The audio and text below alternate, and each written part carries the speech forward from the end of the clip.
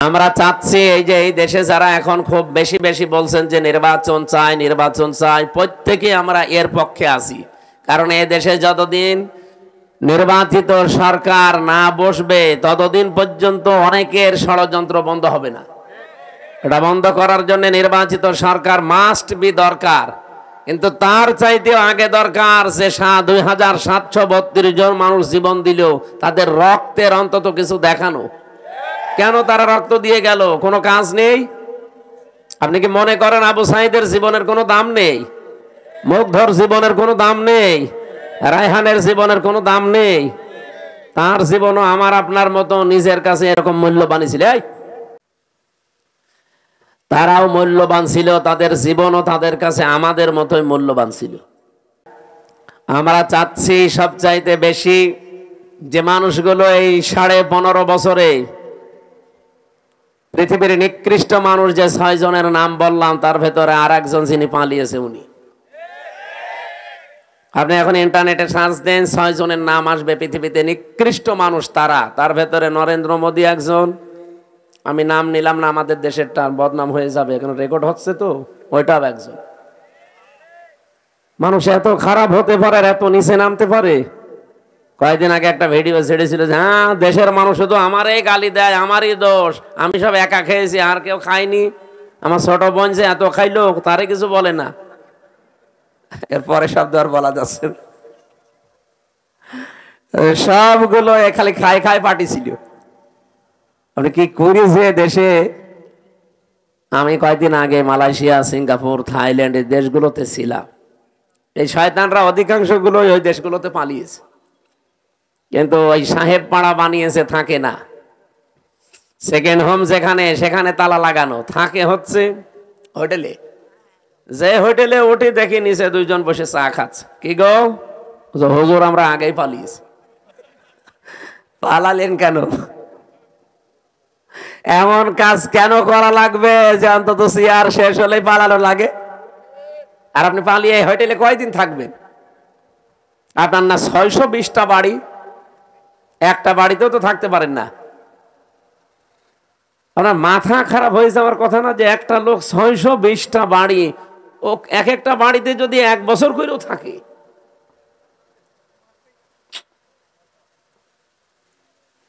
এই টাকাগুলো বাইরের দেশে পাচার না করিয়ে এগুলো যদি বাংলাদেশে কর্মসংস্থান তৈরি করতেন। 36 লাখ যুবক এখন বেকার বাংলাদেশে। এই মানুষগুলো দেখলাম বাইরের দেশে যে রাস্তা ঝাড়ু দেয়, রুটি বানায়, থালা বাসন মাজে, পায়খানা সাফ করে। এরা দেশে টাকাগুলো পাচার না করলে এই দেশের টাকা দিয়ে সম্মানজনক কর্মজীবন তৈরি করা যেত। কিন্তু নিজের এখন আর ভোগ করতে পারছেন না। আমাদের কপালেও আপনারা আগুন লাগিয়ে গেলেন। কি ঋণ এখন জানেন? এই দেশে এখন কেউ জন্ম নিলে 1,02,000 টাকা ঋণ তার মাথার উপরে, অথচ এগুলো সব জন্য দায়ী এই 1628 জন মানুষ মাত্র। এই 1628 জন যদি ঠিক হয়ে যেত না, এই দেশটা মালয়েশিয়ার মতো ঠিক 2004 সাল থেকে দাঁড়িয়ে যেত। মালয়েশিয়ার মতো দেশ এই বাংলাদেশের চাইতে প্রায় 5 ডবল এত বড় দেশ, অথচ এরকম সমতল ভূমি খুব কম, শুধু পাহাড় আর পাথর। এরকম একটা দেশকে মাহাতির মোহাম্মদ দাঁড় করিয়ে দিয়েছে বিশ্বের বুকে আজ। আর আমরা যে জায়গায় ছিলাম আরো নিচে নামতেছে। বলে ডিজিটাল হয়েছে। কিসের ডিজিটাল? টাল হয়ে গেছে।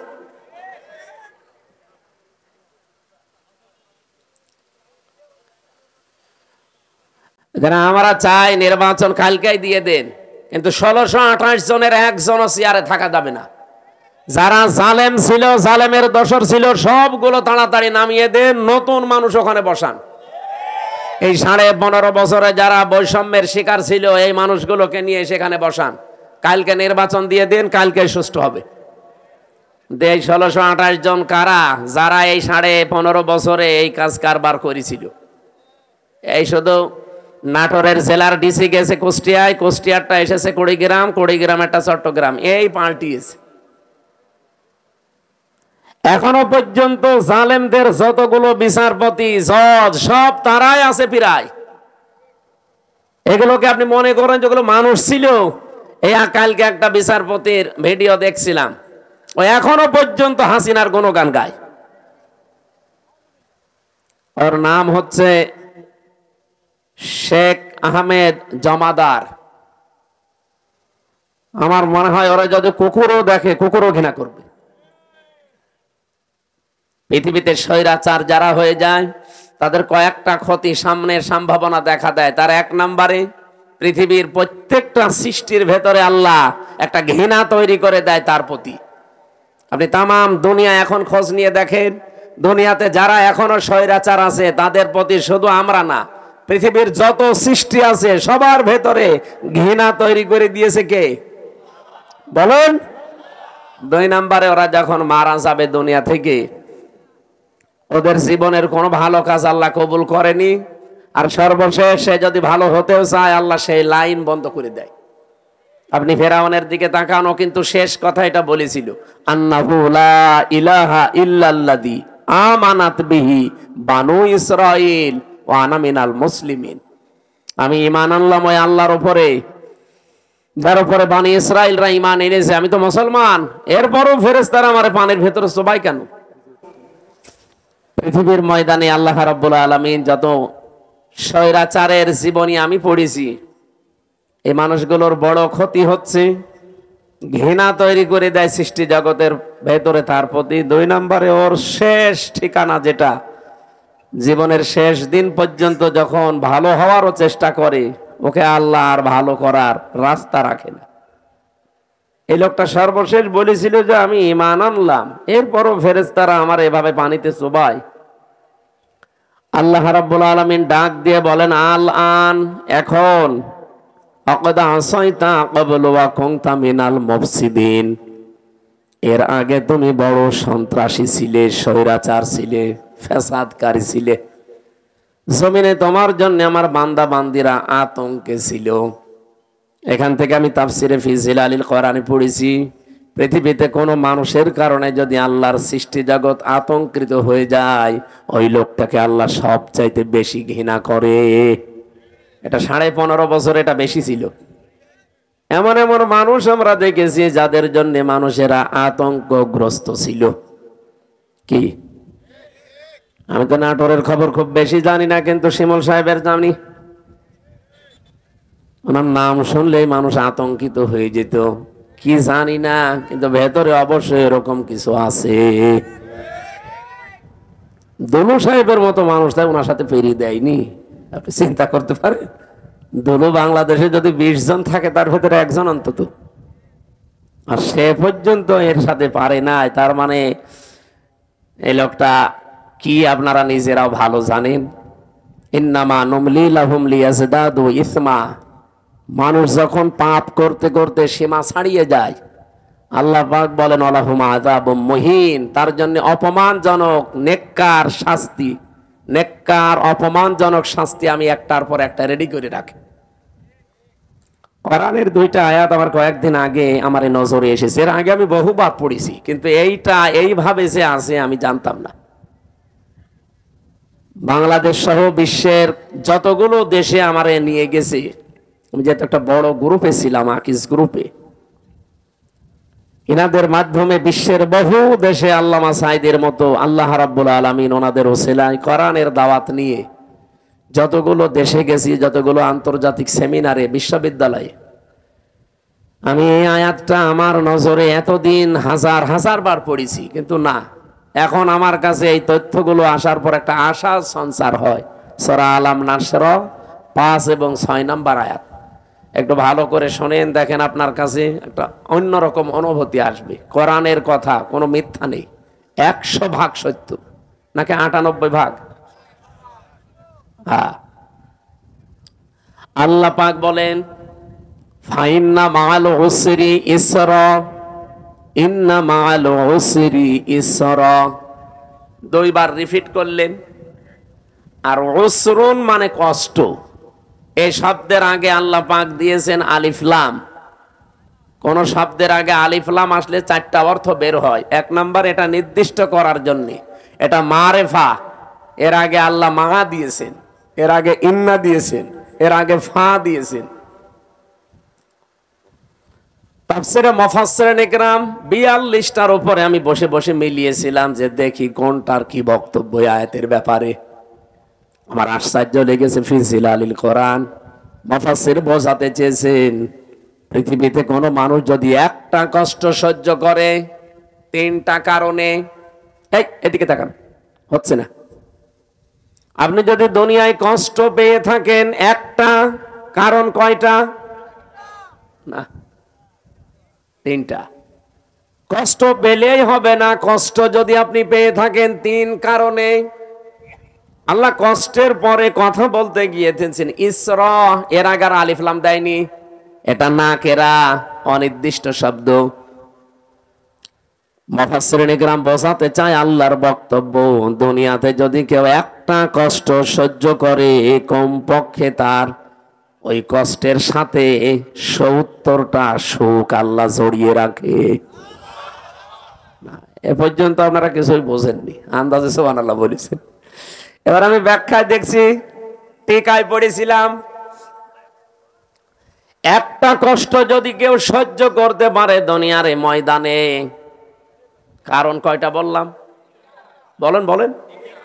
3 কারণের বাইরে যদি কষ্ট পান, তার জন্য আপনার জন্য 70টা সুখ আল্লাহ রেডি করবে না? নেই। হাসিনাও কিন্তু কষ্ট পেয়েছিল, কিন্তু এই 3 কারণের বাইরে। এবার আসেন তো, এই 3 কারণের কষ্ট আমাদের জীবনে আছে কিনা? 1 নম্বরে যদি আপনি কষ্ট পেয়ে থাকেন আল্লাহর জন্যে, 2 নম্বরে রাসূলুল্লাহর জন্যে, 3 নম্বরে মানবতার জন্যে। কষ্ট কয়টা? 3টা বলেন কেন? একটা। কারণ কয়টা?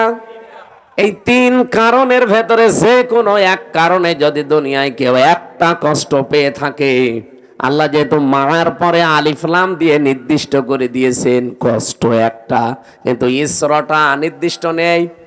কমপক্ষে 10 থেকে 70টা পর্যন্ত সুখ, শান্তি, কল্যাণ দুনিয়া আখিরাত মিলে আল্লাহ তার সাথে জড়িয়ে রাখবে।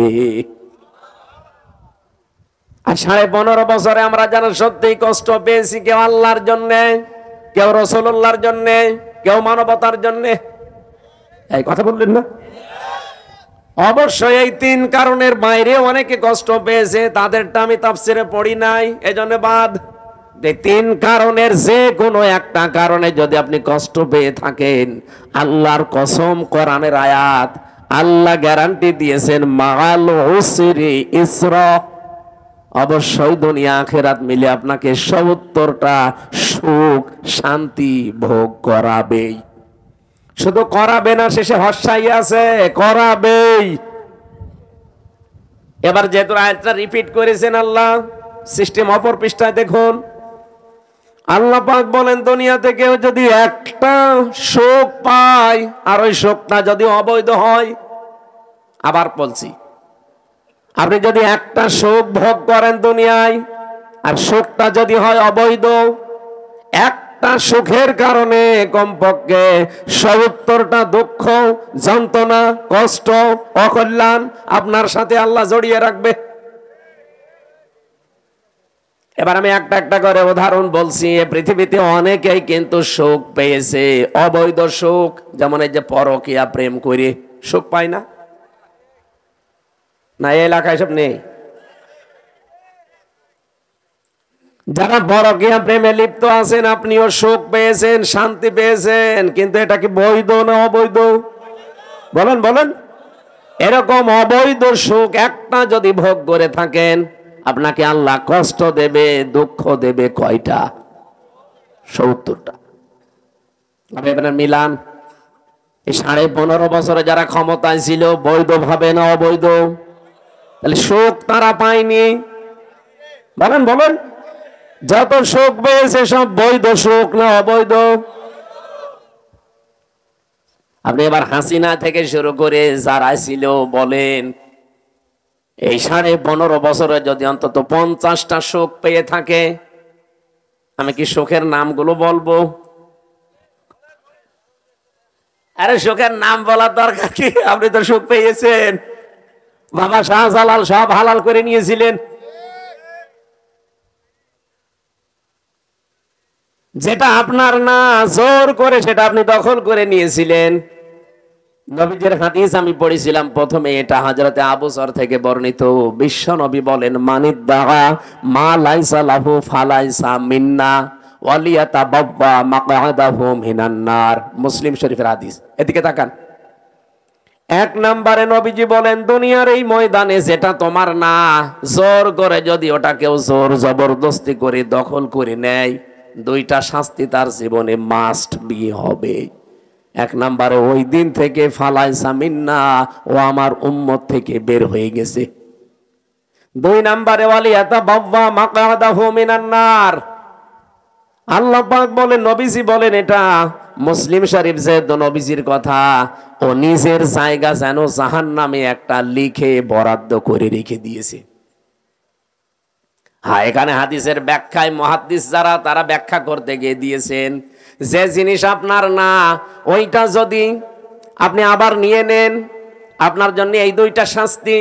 কিন্তু আপনার জিনিস যদি কেউ দখলে রাখে, ওইটা যদি আপনি ফেরত নেন, এটার জন্য আপনার ওই দুইটা শাস্তি নেই। বোঝেননি? আমি জানি না। আপনার যে জিনিস দখল করে নিয়েছে একজন, আপনি যদি এখন কিছু পেয়ে ওইটা আবার নিজের আয়ত্তে নিয়ে নেন, আপনার জন্য হাদিসে বর্ণিত ওই দুইটা শাস্তির একটাও হবে না। কিন্তু যে জিনিস আপনার না, জোর করে যদি আপনি নিজের দখলে দুনিয়ায় নিয়ে নেন, আপনি ওই দিন থেকে নবীর উম্মতের বাইরে চলে গেছেন। আপনি নামাজ পড়তে পারেন, রোজা রাখতে পারেন, হজ করতে পারেন, কিন্তু নবীর উম্মত আপনি আর নেই। হ্যাঁ, কিন্তু ওটা যদি আপনারই ছিল, দখল করেছিল একজন, সেটা আপনি আবার ফেরত পেয়েছেন, আপনার জন্য শাস্তি না? এই বাংলাদেশে অনেকের নামে আমরা দেখি, খালি চাঁদাবাজির কথা শুনলে, একজনের জিনিস নিয়ে নিয়ে, এটা শুনলে খালি এক দলের প্রতি আর এক দলের প্রতি এই যে কাদা ছোড়াছড়ি চলছে। আরে ভাই, আপনাকে আগে বাস্তবতা বোঝা লাগবে। যে লোকটার কাছ থেকে 15.5 বছরে আপনি কত কিছু নিয়েছেন, নিজের বিবেককে জিজ্ঞাসা করেন। এই মানুষগুলো যদি এখন সেগুলো ফেরত পায়, ফেরত নিয়ে নেয়, সে তো আর জোর জবরদস্তি করে নেয়নি, তার নিজের জিনিস সে নিয়েছে। এরকম কিছু যদি হয়ে থাকে, তাহলে হাদিসের এই দুইটা শাস্তি তার জন্য না। আমি আবার বলছি, আমি আমি নিজে একজন ভিকটিম। এই 15.5 বছরের ভেতরে, বিশেষ করে 3 বছর জেলে থাকাকালীন, আমার বাবার বৈধ সম্পদ, এবং আমি চাকরি করতাম আকিস গ্রুপে, খতিব ছিলাম, সেখান থেকে তারা অবৈধভাবে বহু টাকা এমনিতেই নিয়েছিল। নাকি আমার কাছে টাকা পাইতো? বলেন। আমার ধরার পরে বলেছিল 50টা মামলা দেব, এক্ষুনি 10 লাখ টাকা দেওয়া লাগবে। বাবা তো গ্রাম্য মানুষ, জমি জায়গা বিক্রি করে যা তা করে ওরে 8 লাখ সঙ্গে সঙ্গে দিয়েছিল। ওর শয়তান তারপরও আরেকটা মামলা দিয়েছে। এভাবে খেপে খেপে বাবার কাছ থেকে প্রায় 32 লাখ টাকা নিয়েছে। আকিস গ্রুপের কাছেও নিয়েছে প্রায় 30-32 লাখ। 3 বছরে বলেন তো, এত টাকা যারা নিল, ওই টাকার মালিক তো তারাই, আর ওগুলো বৈধ মালিক। এখন যদি ওই টাকাগুলো আমি ফেরত চাই, আমার অন্যায় হবে, কারণ জিনিস তো আমারই। আপনি তো জোর করে জবরদস্তি করে উল্টাপাল্টা মামলা দিয়ে টাকাগুলো নিলেন। এখন আপনার বিরুদ্ধে মামলা দিলে ওই টাকা যদি সরকার আমারে ফেরত দেয়, তে আমার দোষ কিসের? আমার জিনিস আমি ফেরত পেয়েছি। কয়েকদিন আগে যে সিরাজগঞ্জ গোল চত্বরে বসেছিলাম, তারেক জিয়া সাহেবের গ্রামে গিয়েছিলাম এক মাহফিলে, গাবতলী থানা না, ওই গ্রামে গিয়েছিলাম আগস্টের 5 তারিখের আগে। স্টেজ থেকে তাড়তে তাড়তে মাঠের ভেতরে ওসি সহ আমার প্রায় 1-1.5 কিলোমিটার তাড়িয়েছে। পা কেটে ওই দিন আমার গাড়িটা ড্রাইভারটা ধরে আটকে রেখে দিয়েছিল। পরবর্তীতে যাদের পাঠালাম তাদের বলেছে টাকা দিতে বলেন। কিসের টাকা? দেওয়া লাগবে। 1,13,000 টাকা গুছিয়ে দিয়েছিলাম বিভিন্ন জায়গা থেকে। ওই দিন তো আমি নিজেই পালিয়ে বেড়াচ্ছি। ওটা মে মাসের মনে হয় শেষের দিকে হবে। আগস্টের 5 তারিখের পরে সেই দেশ পরিবর্তন হয়ে গেছে, ওর নামে বিভাগীয় মামলা হয়েছে। ওরে এখান থেকে পাঠিয়ে দিয়েছে কক্সবাজারের টেকনাফে। ওর বন্ধু এখানে চাকরি করে, আর একজন খোঁজ পেয়েছে যে আমার মাহফিল সিরাজগঞ্জে, ওই জায়গা থেকে চলে এসেছে।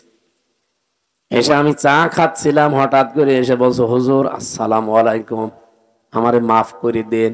কে আপনি? বলছে আমি সেই ওসি আজাদ। আরে ভাই আপনারাই খুঁজছি, এদিকে আসেন। আপনারাই খুঁজতেছি।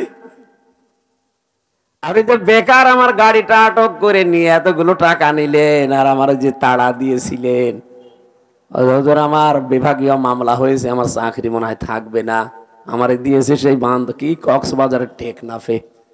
আমি অনেক কষ্ট করে এসেছি আমার এই বন্ধুর মাধ্যমে খোঁজ নিয়ে, আপনি আমারে মাফ করে দিয়েন। কোনো অনুষ্ঠানে যেন অন্তত আমার নামে কিছু বললেন না। আমি কিছু বলবো না, আগে টাকা ফেরত দেন। আচ্ছা টাকা নেই, টাকা নেই তো কিসের মাফ? 7 দিন সময় দিলাম, টাকা ফেরত দেওয়া লাগবে। আপনাদের এই নাটোরের সন্তান একজন ছিল আব্দুল বারী রশিদি, এই যে সিংড়ায় বাড়ি, ওই ভাইয়ের গাড়ি আটকিয়েছিল। শেষ পর্যন্ত এখানে ডিস্টার্ব করা যাবে না, থাক এখানে দাঁড়িয়ে থাক ভাই, আপনি জানেন, আপনি এখানে এসে বসেন তো ভাই।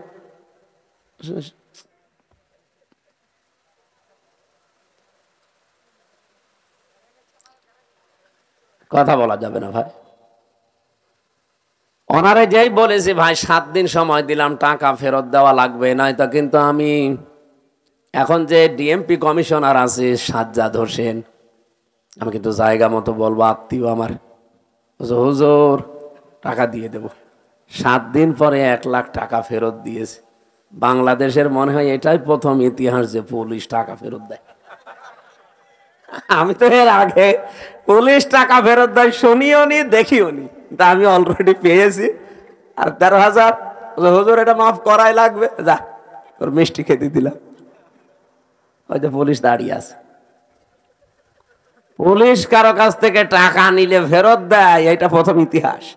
এখন ওই টাকা যে ফেরত দিল, আমি কি জোর করে নিয়েছি নাকি আমার টাকা আমি নিয়েছি বলেন?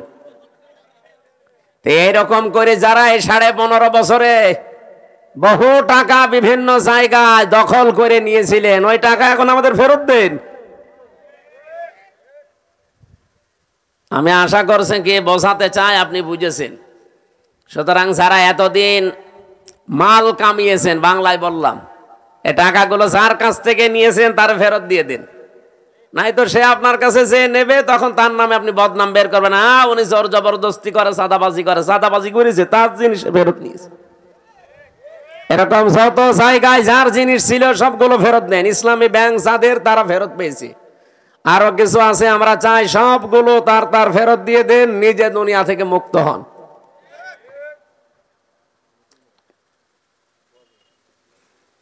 একজন ওসিকে পেয়েছিলাম জেলখানায়, আমি তো ফাঁসির কন্ডেম সেলে থাকতাম সব সময়। উনি আমার এসে একদিন বলছে, হুজুর আপনি তো তওবার কথা বলেন। আমি ওখানে ভেতরে ওই ওয়াক্তীয় নামাজ পড়াতাম, আমার পেছনে নামাজ পড়ার জন্য অনেকে আসত। নামাজের পরে 2-3 মিনিট করে কথা বলতাম। একদিন তাওবার বিষয়ে কথা বললে উনি আমারে বলছে, হুজুর আমি একটা তাওবা করেছি, দেখেন তো আমার তাওবা হয়েছে কিনা। কি? সেই যে নির্বাচন গেল, আমি বাইরে ছিলাম, এখন আমার 8 বছর জেল, একটা হত্যা মামলার। আমি ওই সময় রাত 12টার পর থেকে আমার লোকজন নিয়ে ভোট কাটা আরম্ভ করেছিলাম। ফজরের আজান পর্যন্ত কাজ কাম করিয়ে সব জায়গা মতো পাঠিয়ে দিয়েছি। এরপরে গোসল করার পরে ওযু করে 2 রাকাত তাওবার নামাজ পড়ে বললাম, আস্তাগফিরুল্লাহ। আমার এই তাওবা কি হয়েছে? না, আপনার ইয়ার কি হয়েছে? এটাকে তাওবা বলে? আপনি কি আল্লাহর কাছে দোষ করেছেন যে আস্তাগফিরুল্লাহ পড়ছেন? আপনি তো দোষ করেছেন হামজার কাছে। একটা এমপি বানাতে 3.5 লাখ 4 লাখ হামজা লাগে, হামজার বউ লাগে। কথা বলছেন না কেন? আপনি তাদেরটা নিজে সব একা দিয়ে দিলেন, আর এখন বলছেন আস্তাগফিরুল্লাহ। আপনার মাফ হতে পারে, তাওবা কবুল হতে পারে যদি বের হওয়ার পর ওই 3.5 লাখ 4 লাখ হামজার বর কাছে যে বলবেন যে এই ভুল করে ফেলেছিলাম, আমারে মাফ করে দিন। তারা মন থেকে যদি বলে ঠিক আছে মাফ করে দিলাম, আপনি মাফ পাবেন। আর তারা যদি বলে না কিসের মাপ, আপনাকে আমরা থাপড়াবো, প্রত্যেকে একটা করে থাপ্পড় দেবো, তাই খাবেন। কি কথা বলছেন কেন? দুনিয়ায় বিচার যদি না হয়, কিয়ামতের দিন আল্লাহ নিজে বিচার করবে। কারণ আপনি তারা আল্লাহর হক নষ্ট করেননি, হক নষ্ট করেছেন, হক বলে বাদ, বান্দার হক। কিন্তু আপনার জন্য আমার আফসোস, আপনি হয়তো 8 বছর জেল খাটার পরে বের হয়ে যাবেন, বের হয়ে দেখবেন অনেক হামসা দুনিয়া থেকে মারা গেছে। কি অনেক হামসার বউ দুনিয়ায় নেই, তারাও মারা গেছে। আপনি তাদের কাছে মাপ চাবেন কি করে? এটা আপনার জন্য সবচাইতে বড় ভয়ঙ্কর বিষয়। 15.5 বছরে যারা অবৈধ সুখ পেয়েছেন, একটা আপনার জন্য 70টা অপমান অপেক্ষা করছে। এই কথা বলে না কেন? আমি এটা বানিয়ে বলছি। সূরা আলাম নাসরা 5 এবং 6 নম্বর আয়াত বাড়ি যে মিলিয়ে দেখবেন এই কথাগুলো আছে। দুনিয়াতে যদি কেউ অবৈধ একটা সুখ ভোগ করে থাকেন, মাস্ট বি তার জীবনে কমপক্ষে 70টা অকল্যাণ, দুঃখ, কষ্ট আমার আল্লাহ এর সাথে সাথে রেডি করে রেখেছেন। এই জন্য আল্লাহ মার পরেই দিয়েছেন উসরুন। আল্লাহ মাটা না দিলে অর্থ হয়ে যেত ইন্নাল উসরি ইসরা, অর্থ হয়ে যেত। কেন আল্লাহ ইন্নার পরে মা দিলেন? আমি চিন্তা ভাবনা করে কোরআন পড়ি, আন্দাজে কোনো বিষয় আমার ভেতরে যায় না, আমি পড়িও না ওইভাবে যে আমি পড়িয়েই যাব, আন্দাজে না, যে কোনো শব্দ নিয়ে আমি চেষ্টা করি এর একেবারে নিচে যাওয়ার। আমার এই ছোট্ট মাথার ভেতরে এখন এই গবেষণাটা এসেছে, দুনিয়ায় যদি কেউ একটা অবৈধ সুখ ভোগ করে থাকেন, আল্লাহ পাক দুনিয়া আখিরাত মিলে আপনাকে অপমান করবে কমপক্ষে 70টা। এতদিন সারা এগুলো ভোগ করেছেন, বলেন তো এই 15.5 বছরে যদি 50টা সুখ ভোগ করে থাকেন, তাহলে এক একটা 70টা হলে 50টা সুখ ভোগ করলে কতগুলো অপমান? হ্যাঁ, 350, 3,500, 3,500 দুঃখ, কষ্ট, অপমান, অকল্যাণ আপনার দুনিয়াতে আখেরাতে মিলে আল্লাহ দান করবে। তারপরে চট করে ঢুকে পড়বেন, অবশ্যই এখনই চট করে চলে আসবে। আরে ভাই, এতগুলো দুঃখ আপনি কে নেবে? আপনার কি, আপনার তো বাবা নেই, বাবা কি ভোগ করবে? আপনার জীবনে ভোগ করা লাগবে। এক একটা সুখ ভোগ করার কারণে কি সুখে ছিলেন এবার নিজে মিলান।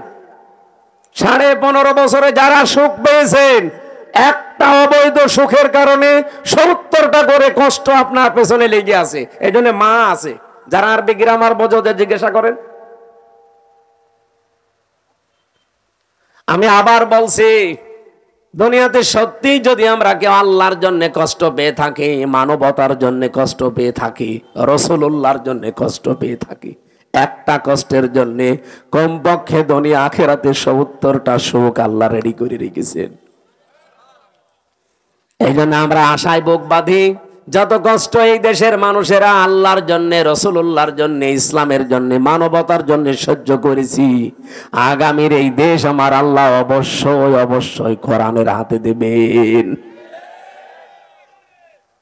কোরআনে কারিম দিয়ে যদি এই দেশটা চলে, এর ভেতরে 500 আয়াত আছে শরীয়তের বিধান, 6,666টি আয়াতের মাত্র এই 500 বিধান যদি দেশে রাষ্ট্রীয়ভাবে কায়েম হয়ে যায়, আপনি দেখবেন এই দেশটা একটা মিনি জান্নাত হয়ে গেছে। আরে মরণের পরে জান্নাত পাওয়া যাবে সেটা তো অনেক পরে। প্রতিদিন যে দোয়া করেন, রব্বানা আতিনা ফিদ দুনিয়া হাসানা ওয়া ফিল আখিরাতি হাসানা ওয়া কিনা আযাবান্নার, আল্লাহ দুনিয়া দাও আগে, এরপরে আখিরাত দিও। কেউ কি আগে বলে আখিরাত দিও তারপরে দুনিয়া দিও? বলে কেউ? কেউ বলে না। আর আল্লাহ এভাবে শেখানো নি, উনি শিখিয়েছেন ধারাবাহিক।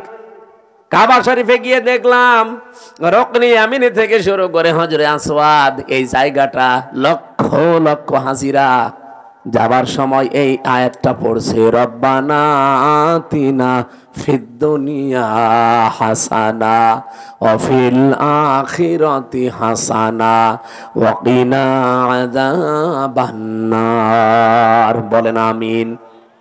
দুনিয়ায় আগে শান্তি দরকার। দুনিয়ায় শান্তি, স্বস্তি, নিরাপত্তা যদি সত্যি আমরা পেতে চাই, এইটার বিকল্প দুনিয়ায় কিচ্ছু নেই। কারণ বহু মানুষ চেষ্টা করেছে এর আগে এটা বাদ দিয়ে, শান্তি দিতে পারে নাই। আপনি তাকান এই পৃথিবীর দিকে, কত মানুষ শান্তি দেওয়ার জন্য চেষ্টা চালিয়েছে, কিন্তু কাঙ্ক্ষিত মানের শান্তি দিতে পারে নাই।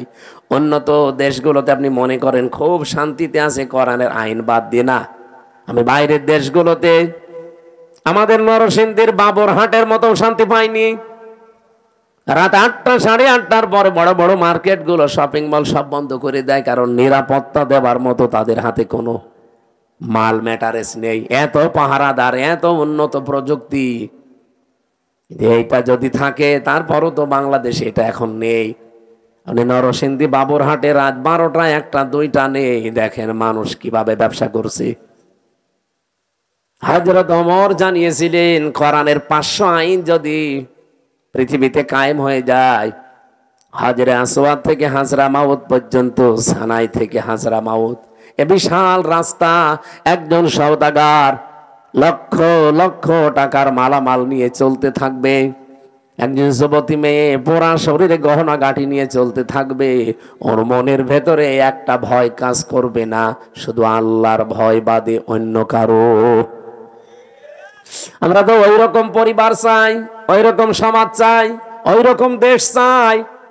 টেকনাফ থেকে তেতুলিয়া পর্যন্ত একজন মানুষ লক্ষ লক্ষ টাকা নিয়ে আসবে, ওর মনের ভেতরে ছিনতাইয়ের ভয় থাকবে না, চুরির ভয় থাকবে না, কোন ডাকাতির ভয় থাকবে না। একটা ভয় থাকবে, কার? বলেন বলেন। মিনি জান্নাত হয়ে যাবে দেশটা। ওই বিশ্বটা আমরা চোখে দেখতে চাই। জীবনে প্রতিদিন আমার মনে হয় এই দোয়াটা আমি অন্তত যে কোনো একবার করি, আল্লাহ পৃথিবীতে কিছুই যদি তোমার কাছে কবুল না হয়, 3টা বছর বিনা কারণে জালেমদের জিন্দানখানায় বন্দী ছিলাম, কষ্ট তো কম বেশি পেয়েছি, ওরা আর আমাদেরকে আরো বেশি কষ্ট দিয়েছে। আমি তারেক জিয়া সাহেবের পিএস জনাব মিয়া নুরউদ্দিন অপু ভাই, ওনার বন্ধু গিয়াসউদ্দিন মামুন ভাই, এই 2 জনের সাথে আর আল্লামা মামুনুল হক, এই 4 জন আমরা পাশাপাশি ছিলাম 3 বছরে। মিয়া নুরউদ্দিন অপু ভাই আর মামুনুল হক, এই 2 জনের যে স্যাক্রিফাইস আমার প্রতি আমি জীবনও ভুলতে পারবো না। এই জন্য যেখানে যাই আমি অপু ভাইয়ের জন্য, মামুন ভাইয়ের জন্য, মামুনুল হকের জন্য আগে দোয়া করে নেই, আল্লাহ পাক দুনিয়া আখিরাতে তাদের যেন উত্তম পুরস্কার দান করেন। বহু কষ্ট পেয়েছে লোকগুলো বিনা কারণে, বিশেষ করে অপু ভাইয়ের মতো মানুষ। এখন পরিবর্তন হয়ে গেছে যতটুকুই,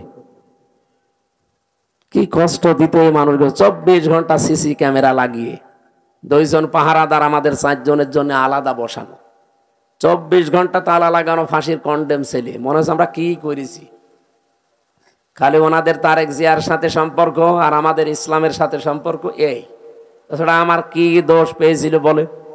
আমারে মামলা দিয়েছে, আমি নাকি আনসারুল্লাহ বাংলা টিমের প্রধান, কি অসাতা আমি জানি না। সেই ভুয়া মামলা দিয়ে 3 বছর রেখে দিল। আরে জেলে দিলেও তো থাকা যায়, নাটোরে তো জেলখানা, জেলা কারাগার গুলোতে থাকা আর বাড়িতে থাকা প্রায় সমানই। কিন্তু আমাদের এই গেছিল হাই সিকিউরিটি জেলে, ফাঁসির সেল, কন্ডেম সেল, ওর ভেতরে আবার 24 ঘন্টা তালা লাগান। কিছু পড়তেও দিত না। একবার কারারক্ষী দেবদুলাল বললাম যে স্যার একটা বই নিয়ে এসে দিতে পারেন না? হুজুর আমার সুন্দর সুন্দর বই আছে, একটা নিয়ে দেব। এসে দেখি দিয়েছে বঙ্গবন্ধুর আত্মজীবনী। এটা পড়ে করবো কি? না, অনেক জ্ঞান আছে এর ভেতরে। পড়েছিলাম, ওরাটা কি করবো, কোনো বই নেই তো, সারাদিন সারা রাত ওই বই। কয়েকদিন পরে থেকে আবার দায়িত্বে এসেছে, বললাম যে ওই বই শেষ হয়ে গেছে, আর একটা ভালো বই নিয়ে এসে দেন। এবার নিয়ে এসে বঙ্গবন্ধুর ছেলেবেলা। আপনি আর বই পান না? ওখানে বঙ্গবন্ধু কর্নারে শুধু এই বই আছে। পরের দিন আর একটা বই দিল, বঙ্গবন্ধুর চীন সফর। রাগ করে বললাম আপনি আর কোনো বই নিয়ে আসবেন না, আপনি যদি পারেন, হিন্দু মানুষ তো, আপনার কাছে তো বলে লাভ নেই, কোন মুসলমান কারারক্ষী অন্তত দায়িত্বে আসুক। আশরাফুল বলে একজন আসলো, ওর এখানে নাম লিখা, মনে করলাম যাক, এরা আর কিছু না খান, হালকা পাতলা ইমান তো আছে। বললাম যে ভাই আপনি একটু তাফসীর নিয়ে এসে দেন তো। সারাদিন এই বসে থাকা, 24 ঘন্টা তালা লাগান, আপনি এটা সূর্যের আলো নিতে দেন না। আল্লাহর ইশারা 2টা তাফসীর নিয়ে এসেছে দেখি, ফিজিলালিল কোরআন আর তাফহিমুল কোরআন। এ পৃথিবীতে 42টার উপরে তাফসীর আছে, সবচাইতে বেশি আমি ভালোবাসি এই 2টা তাফসীরকে, আর আল্লাহও মিলিয়ে দিয়েছে এই 2টায়। ওখান থেকে বসে বসে যতগুলো বিষয় আমি নোট করেছিলাম, ওরা তো লিখতে দেয়নি ভালোভাবে, চুরি করে করে যা করেছিলাম ওইটা আজকের তেলাওয়াতকৃত আয়াতের ভেতরে হালকা আছে। আমার এবার কোরআন থেকে আরম্ভ করি নাকি কষ্ট হয়ে যাচ্ছে, একটু বেশি সময় হয়ে গেল। জবান খুলে সূরা মুলকের 2 নাম্বার আয়াত, মাত্র একটা আয়াত পড়েছি। এ মাথার ভেতরে আয়াত নিয়ে যত কথা সাজানো আছে, সারা জীবন যদি বলা যায় তাও শেষ হবে না, এত কথা আছে আয়াতে। আমরা তাফসীর আকারে পড়বো এবং তাফসীর আকারে বলবো ইনশাআল্লাহ। জবান খুলে কোরআনের সোনালী আয়াত পড়েন।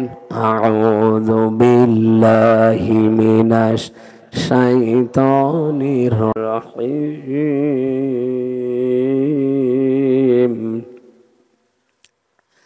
الذي خلق الموت والحياة ليبلوكم أيكم أحسن عملا وهو العزيز الغفور صدق الله العظيم। কোন সূরা জানো? মুলক। মুলক মানে রাজত্ব। মুলক মানে আমরা যাই ভাবি, যাই করি না কেন, যাই চিন্তা ভাবনা আমাদের থাক, বিভিন্ন রাজনৈতিক দল করার কারণে আলাদা চিন্তা ভাবনা থাকতে পারে, কিন্তু রাজত্বের আসল মালিক কিন্তু আল্লাহ। এটা আপনাকে বিশ্বাস করা লাগবে। যদি এর ভেতরে অন্য কেউ ঢোকে আপনি মুশরিক। এই কথা বলছেন? রাজত্বের মালিককে ক্ষমতায় পৃথিবীতে কেউ দিতে পারবে না। আপনাকে ক্ষমতায় দিতে পারবে শুধুমাত্র আমার আল্লাহ।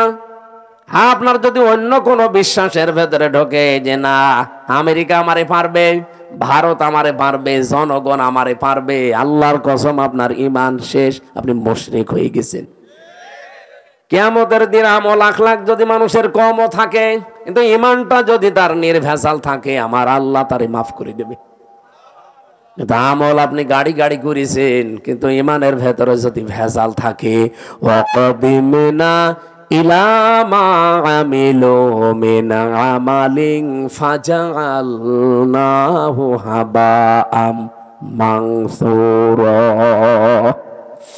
এই পৃথিবীতে কোন মানুষ যদি শিরিক যুক্ত আমল নিয়ে আল্লাহর কাছে হাজির হয়, যে এই দেখেন ওর আমলটা দেখার পরে আল্লাহ ধুলি কণার মতো ওর মুখের উপরে নিক্ষেপ করবে। আল্লাহর এক বান্দা আয়াতটা নিয়ে চিন্তা করছিলেন।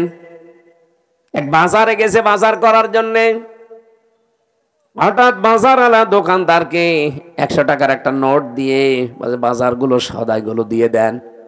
উনি এভাবে উলট পালট করে বলছে, হুজুরে টাকা চলে না, অচল টাকা। এর মাঝে যে একটা দাগ থাকার দরকার ওটা নেই, এটা জাল টাকা, ভেজাল, আপনি নিয়ে যান, অন্য সময় দিয়ে যাবেন। যেই বলেছে এটা জাল অচল, উনি সেন্সলেস হয়ে গেছে। লোকজন এসে বলেছে, দোকানদার এই লোকটাকে মেরেছেন। বলছে না, আগে ওর হুঁশ ফেরান। পানি দিয়ে বাতাস দিয়ে যখন হুঁশ ফিরিয়ে এসেছে, ওরে জিজ্ঞাসা করছে, ভাই আপনি অজ্ঞান হয়ে গেলেন কেন? লোকটা বলছে, দেখেন ওকে আমাকে কিচ্ছু বলে নাই, মারিও নাই, বকা বকিও করে নাই, শুধু টাকা দিয়েছিলাম। টাকাটা উলট পালট করে বলছে এটা জাল টাকা, অচল, চলে না। আমার জীবনে একটা ধাক্কা লেগেছে যে আমারও তো একটা টাকার নোট আছে, তার নাম হায়াত। তার নাম কি বলেন বলেন? আমার তেলাওয়াতকৃত আয়াতের দ্বিতীয় শব্দই কিন্তু এইটা, আল্লাযী খালাকাল মাউতা ওয়াল হায়াতা। আল্লাহ বলেন আমি তোমাদের মউত আর হায়াত বানিয়েছি। লোকটা ডাক দিয়ে বলছে, আমারও একটা হায়াত আছে, একটা নোট আছে টাকার, তার নাম এই 50, 60, 70 বছরের হায়াতের জিন্দিগি। আমি যদি এখনই মারা যাই, রব্বুল আলামিন যদি আমার হায়াতটা হাতে করে বলে, বান্দা এটা অচল, চলে না। এর ভেতরে শিরিকের কিছু দেখতে পাচ্ছি, এর ভেতরে মানুষ ঠকানো আমল দেখতে পাচ্ছি। এইরকম ভেজাল আমল দিয়ে, এরকম ভেজাল জীবন দিয়ে আমার জান্নাতে যাওয়া যাবে না। এই চিন্তা করে আমি সেন্সলেস হয়ে গেছি। ও নাটোরবাসী, আমরা কোথায় আছি বলেন তো? তারাও তো মানুষ ছিল। কুল্লু নাফসিন যায়িকাতুল মাউত ওয়া ইন্নামা তুওয়াফাউনা উজুরাকুম ইয়াউমাল কিয়ামাহ। সূরা আলে ইমরান 4 নাম্বার পারা 13 নাম্বার পৃষ্ঠা 13 নাম্বার লাইনের 185 নাম্বার আয়াতের প্রথম অংশে আছে। এটা তাফসীর ইবনে কাসিরে পাবেন। রব্বুল আলামিন বলেন প্রত্যেকেই কিন্তু মারা যাবে। এই এদিকে তাকান, এখানে যারা আমরা আছি খুব বেশি হলেও আর 60 বছর 70 বছর, খুব বেশি হলেও 100 বছর পরে একজনও থাকবেন না। নতুন মানুষ এই জায়গায় এসে জমিন চাষ করবে, কথা বলেন না কেন? তার মানে 100 বছর পরে আমরা যারা এখানে আছি নারী পুরুষ সবাই কবরের বাসিন্দা। মাত্র 100 বছর। আর যদি 200 বছর পরে আপনি এই নাটোরের এই জাঠিয়ান এলাকায় এসে যদি বলেন এই বাড়ি আমার, ওই বাড়িতে ওই সময় যারা বসবাস করবে তারা আপনাকে চেনে না কি? আর আপনিও তাদেরকে চেনেন না, কিন্তু বাড়ি ঘর আপনার, আপনি চিনতে পারছেন। এখন এসে যদি বলেন এই বাড়ি আমার, আল্লাহর কসম আপনাকে ঢুকতে দেবে না। আমি আমার নিজেরটা বলছি, এই যে কোরআন আমার সামনে, আমি জেলখানায় গিয়ে এগুলো আরো বেশি উপলব্ধ করতে পেরেছি, কারণ একা একা থাকতাম। আমার বাবার নাম রিয়াজউদ্দিন, তার বাবার নাম জাহান আলী, তার বাবার নাম নমাজ আলী। এরপরে আমি আর চিনি না, সত্যি কথা বলছি, এর পরের পুরুষ আমি আর চিনি না।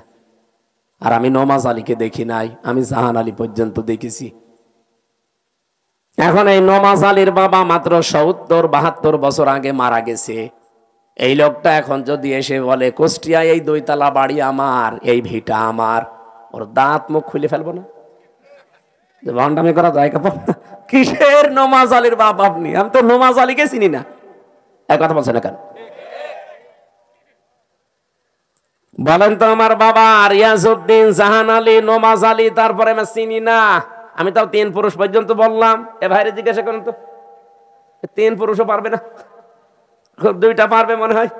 তাহলে ওনার 3 পুরুষের আগে 4 নাম্বারটা যদি এখন এসে নাটোরে ওনার বাড়িতে বলে যে এটা তো আমার বাড়ি ছিল, আমি এখানে থাকতে চাই, কসম আল্লাহর যত বড় দাড়ি হোক ও বাড়ি উঠতে দেবে না। বলবো আপনার জায়গা না থাকলে মসজিদে থাকেন, সকালবেলা চলে যান। এই যে পাশের জেলা রাজশাহী, 3 দিন আগের ঘটনা কি ঘটেছে দেখেছেন? 4টা ছেলে মেয়ে লোকটার, অথচ ট্রেনের নিচে মাথা দিয়ে মরে গেল। 4টা ছেলে মেয়ে, 8 মাস আগে তার বউটা মারা গেছে। না, আমি শুধুমাত্র ওই ছেলে মেয়েকে দোষ দেই না, ওই বাবারও দোষ আছে।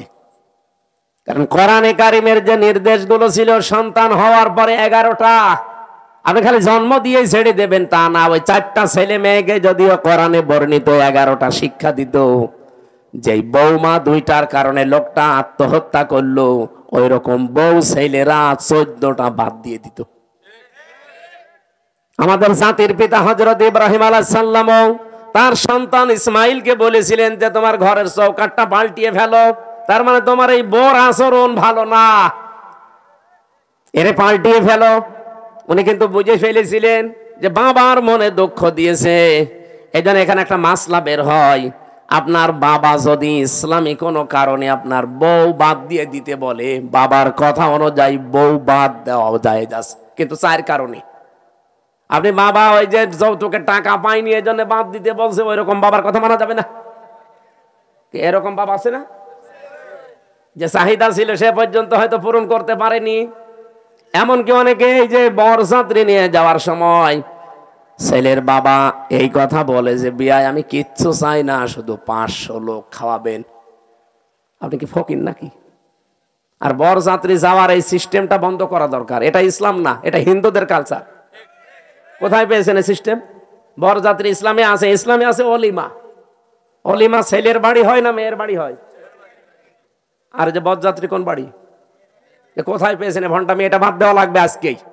যারা এখানে আছেন মুসলমান, অন্তত অন্য ধর্মের লোক নেই, আজকে থেকে হিন্দুদের এই কালচার বাদ। কোন বাড়িতে কেউ বরযাত্রীর দাওয়াত দিলে যাবেন না। বলে না ও হারাম, আমি খাবো কোন কারণে? কারণ মেয়ের বাবা যদি মন থেকে আপনাকে কিছু না দেয়, যা নেবেন, একটা পান নিলেও পানটাও হারাম। আর আপনি মরণের খাওয়া খান। যে 10 পিস করে গোস্ত খায়, তারপরও বলে না কিছুই হয়নি। তোর হবে কি করে, ও তো রাক্ষস। বরযাত্রী যাওয়া যাবে? গিয়েছেন কোনদিন? এটা বন্ধ করা লাগবে। অলিমা করবেন, অলিমা করা যায় যাচ্ছে। আমি এই কথাটা 3-4 বার বলতাম না, কারণ আমার ছেলে নেই, আমার 3টা মেয়ে, আমার আবার বাঁচা লাগবে না।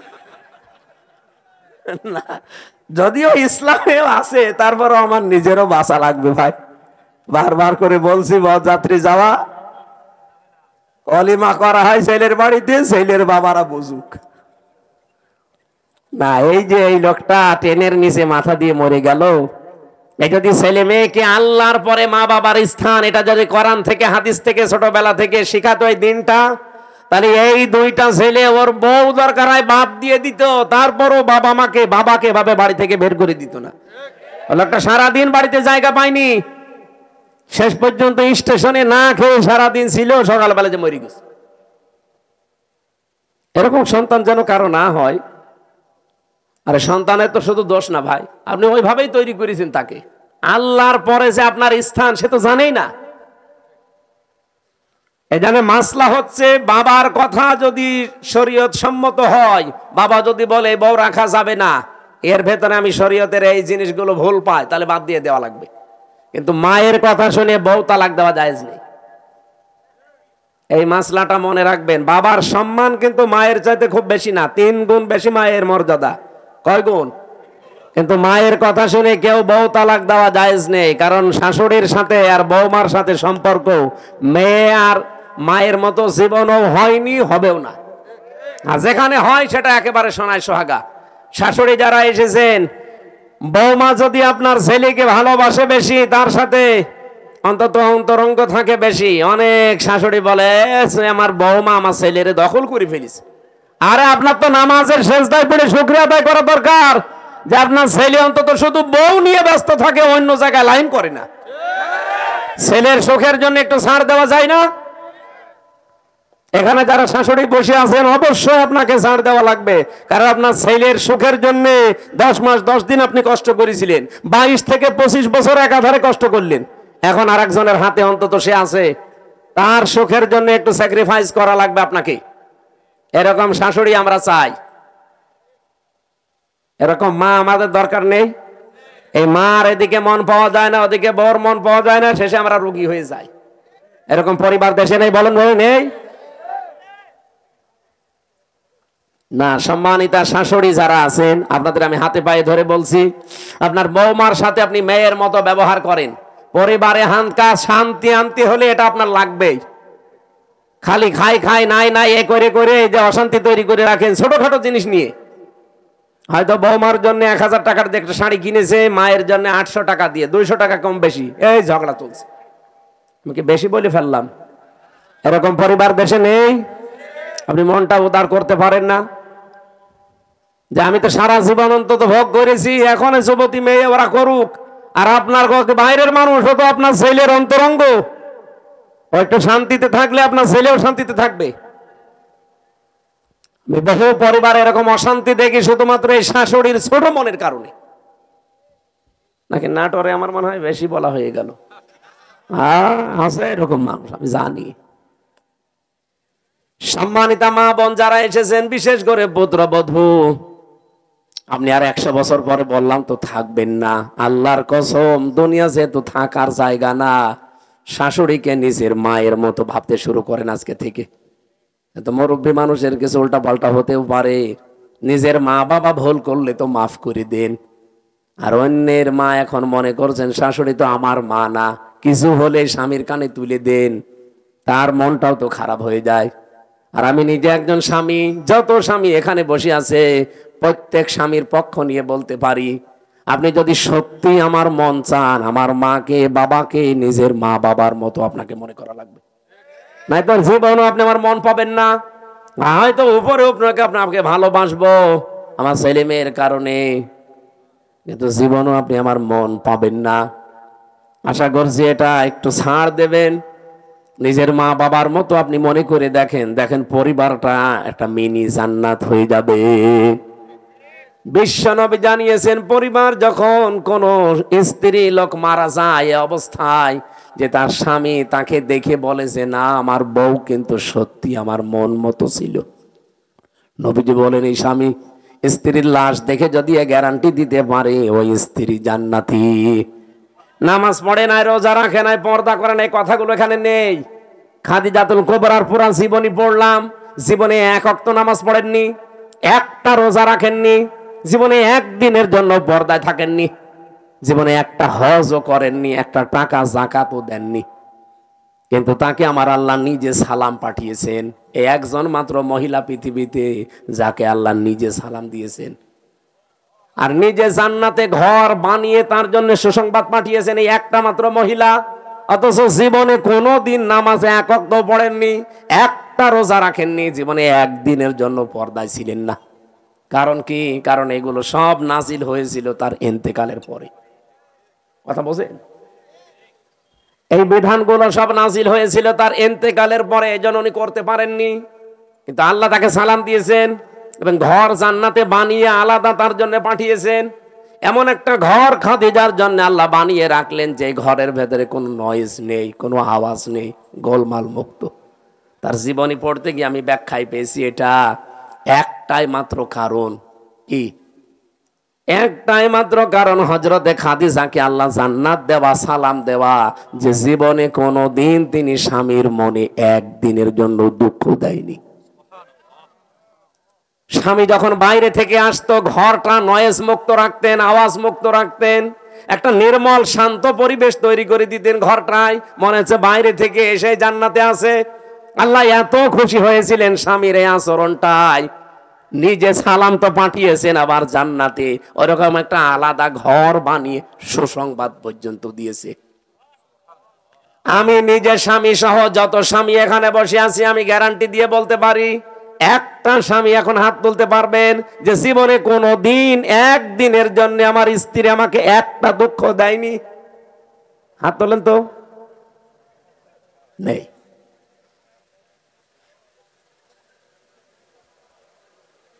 নেই। এই দুইজন তো হাত তুলতে পারে। ক্যামেরা এদিকে মারো।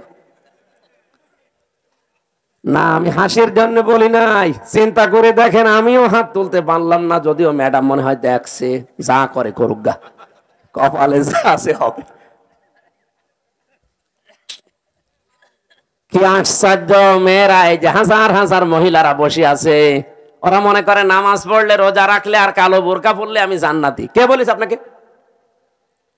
খাদিজা তো জীবনে এক ওয়াক্ত নামাজ পড়েনি, একটা রোজা রাখেনি, একটা দিনের জন্য পর্দায় ছিল না।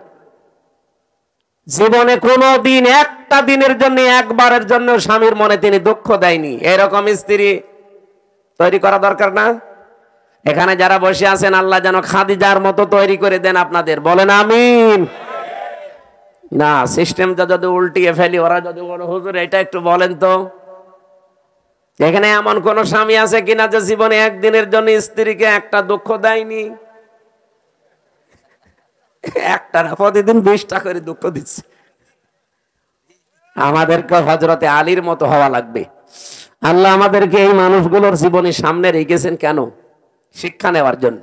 পরিবারটা জান্নাত হয়ে যাওয়ার কথা, অথচ 100টার প্রায় 99টা পরিবার এখন শান্তি নেই। সে আলেম বলেন, হুজুর বলেন, আর জেনারেল বলেন, সবগুলো এখন অশান্তি, এই শুধু ছোট মনের কারণে। আমি দুনিয়ার একটা হিসাব দিচ্ছিলাম, আমি নিজের দাদা দাদার বাবাকে পর্যন্ত আর চিনতে পারছি না। 200 বছর পরে আমিও যদি কুষ্টিয়ায় আমার ওই বাড়িতে এসে বলি এই বাড়ি আমি বানিয়েছিলাম, আল্লাহর কসম 200 বছর পরে যারা ওখানে বাস করবে আমারে কুষ্টিয়ায় ঢুকতে দেবে না। এই হচ্ছে দুনিয়া। আল্লাহ এর পরের অংশে দিয়েছেন, ওয়া ইন্নামা তুওয়াফাউনা উজুরাকুম ইয়াউমাল কিয়ামাহ। ও পৃথিবীর মানুষেরা, বুঝে শুনে কাজ কারবার করবা, যা করো না কেন এইটা কিন্তু তোমারে দেওয়া হবে, যা করবা এইটাই তোমাকে দেওয়া হবে। ফামান যুহজিহা আনিন নার, এইটা বলার জন্য আমি এ পর্যন্ত আসলাম, ভালো করে শুনবেন। ফামান যুহজিহা আনিন নার ওয়া উদখিলাল জান্নাতা ফাকাদ ফাজ। এখানে আয়াতের দুইটা তাফসীর হয়, আলেম যারা আছেন তাদেরকে বলছি ভালো করে মিলাবেন। প্রথম তাফসীর হচ্ছে ওই লোকটার জীবন আসল সফল, যাকে আল্লাহ জাহান্নামের আগুন থেকে মাফ করে দিয়ে জান্নাতে দিয়ে দেবে, সেই লোকটা সফল। আরেকটা তাফসীর হচ্ছে পৃথিবীর ময়দানে যতদিন সে বেঁচে আছে, জাহান্নামের কাজগুলো যখন আস্তে আস্তে ছেড়ে দিয়ে জান্নাতের কাজের দিকে আস্তে আস্তে এগিয়ে যেতে পারে, তখন সে যেন মনে করে আমি সফল হচ্ছি। আগে নামাজ পড়তো না, এখন ধরেছে। আগে সুদ খাইতো, এখন ছেড়ে দিয়েছে। এরকম কাজ কারবার গুলো যখন আপনি জাহান্নামের কাজ একটা একটা করে ছেড়ে দিয়ে জান্নাতের কাজের দিকে এগিয়ে যেতে পারবেন, আপনি মনে করবেন আল্লাহ পাক আমাকে জীবন সফল করে দিচ্ছে। আপনি বলেন তো হচ্ছে আপনার জীবনে এটা? না। আগে বিড়ি খেতেন না, এখন আরো খান। আগে সুদ খেতেন না, এখন খান। এমনকি এখানেও আমার মনে হয় এমন এমন মানুষ বসে আছে সুদের টাকা ছেড়ে দেয়, 1000 টাকা দিলে 100 টাকা বেশি দেয়। এরকম মানুষ টাকা ছেড়ে দিয়ে রেখেছে, সেই টাকা ওয়াজ শুনে যে তুলবে। এরকম মানুষ নেই?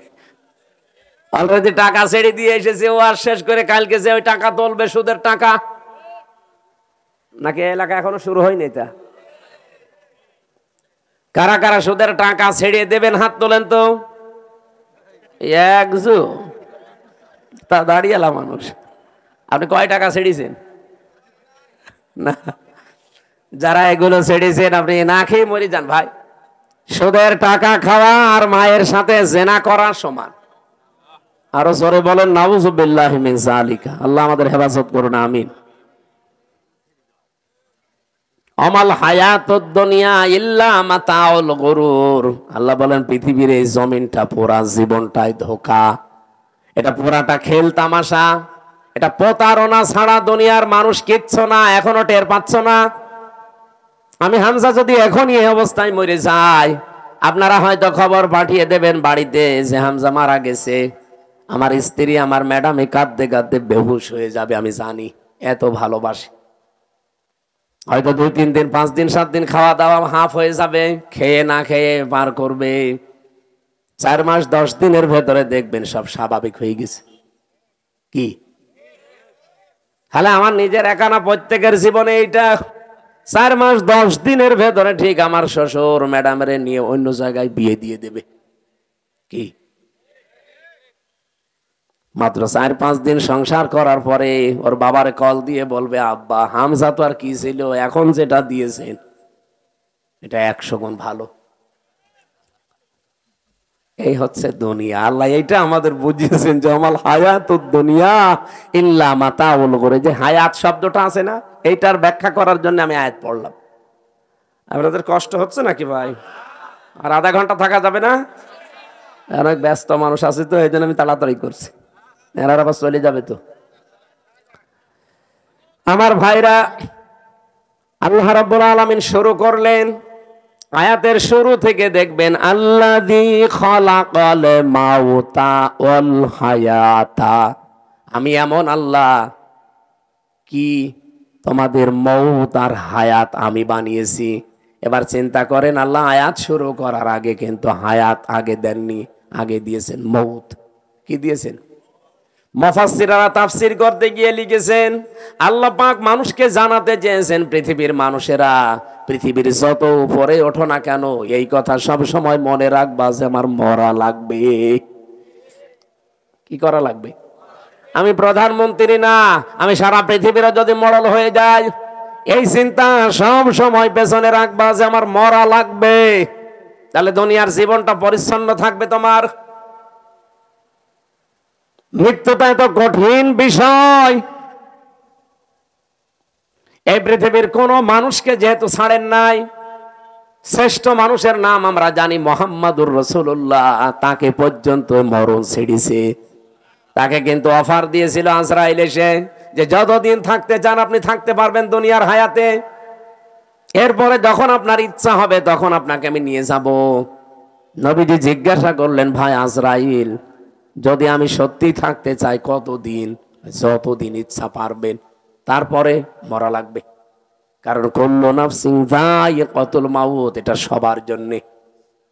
বিশ্ব নবী তখন ডাক দিয়ে বলেন, ফেরেশতা, মরাই যদি লাগে তখন এই নশ্বর দুনিয়ায় আমি আর থাকতে চাই না, আমার মাবুদের কাছে আমারে নিয়ে চলো।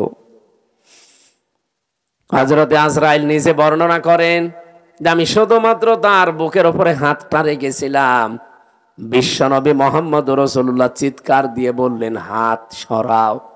হাতটা সরিয়ে ফেলেছি। ফেরেশতা বলে, হুজুর, আমি আজ পর্যন্ত পৃথিবীতে কারো কাছে জান কবজের অনুমতি চাইনি, আজকেই প্রথম। তা আপনি হাত সরাতে বললেন, আমি কিন্তু জানি আল্লাহর পরে আপনার স্থান।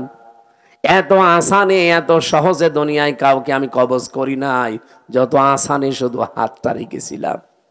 নবীজি বলেন, আজরাইল, এটাই যদি তোমার হাত রাখা হয়, মনে হচ্ছে উহুদ পাহাড় আমার বুকের উপরে রেখে দিয়েছে।